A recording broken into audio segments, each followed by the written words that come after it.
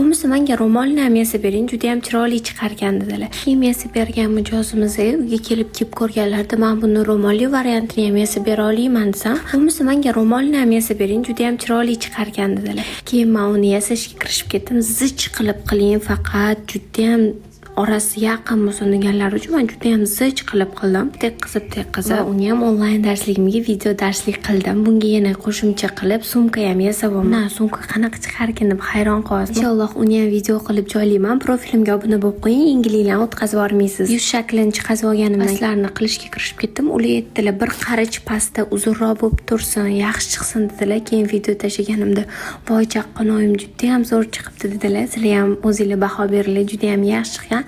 Agar yasashni o'rganmoqchi bo'lsangiz, prof kursimga yoziling. Prof kursimda buni 4 xil yasalish varianti bor. Bundan tashqari payalnik smollalarni ham o'rganishingiz mumkin. Menga obuna bo'lishni unutmang. Izohlarda ro'mol haqida fikringizni yozib qoldiring. Shunaqa narsa olgan bo'larmidi? Pulga olgan bo'lardingiz, kommentariyada yozib qoldiring.